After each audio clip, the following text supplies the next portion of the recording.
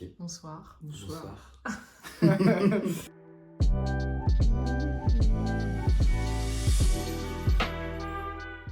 Moi, je m'appelle Antoine Voyer, je suis comédien et metteur en scène. Moi, je m'appelle Morad, donc je suis l'auteur de la pièce. En fait, donc c'est l'histoire d'un personnage qui s'appelle Ali, donc un ami d'enfance, qui travaille donc dans le milieu de la restauration de luxe, qui découvrir les coulisses, donc ce que vivent les gens qui permettent à ce rêve d'exister. Donc toi, tu as apporté la matière brute et ensuite, toi Antoine, ton rôle c'était plutôt de modeler de ce que tu voulais faire apparaître sur scène. Ouais, c'est ça. Tu sais, on se donne des rendez-vous, où on travaille des choses très précises. Au bout d'un moment, tout ce qu'on met en place, c'est eux qui vont s'en saisir et le faire bouger à certains endroits, quoi. J'aime bien qu'ils soient très... Libre. Ouais, c'est ça. Parce que c'est là aussi où je trouve on les entend le plus, on les voit le plus, c'est quand ils sont libres et qu'on voit vraiment leur personnalité.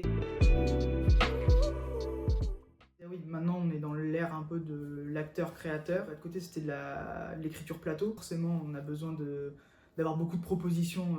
Et après ça dépend des sensibilités de chacun et de chacune. Maintenant on voit, soit ça leur fait peur, soit c'est pas leur truc aussi.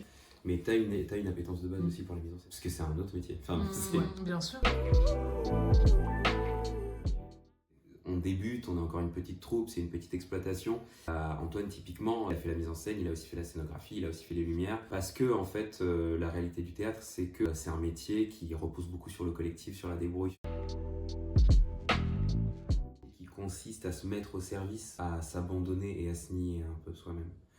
Mais comme le métier du spectacle aussi, quelque part, c'est des milieux dans lesquels il peut se produire une forme d'excès ou d'abus. Quand on écrit des choses très personnelles, c'est souvent universel. Notre propre vécu résonne avec ce que d'autres personnes ont pu vivre. À plaire sans tomber dans la complaisance. De plus en plus de gens qui ont l'occasion de s'exprimer, qui ont l'occasion de monter sur scène, de faire des choses, et c'est une joie, c'est quelque chose de trop bien. C'est tout l'enjeu, je trouve, pour des jeunes créateurs, réussir à allier qu'est-ce qui va plaire, qu'est-ce qui va faire que je vais être programmé dans un théâtre, qu'est-ce qui va faire que je vais parler à un diffuseur, qu'est-ce qui va faire qu'on va me sélectionner, qu'on va me voir, que je vais rentrer dans le moule, pouvoir avoir une audience et m'exprimer, rester proche de ce que je veux dire, de ce que je veux raconter, et de la manière dont je veux la raconter. Et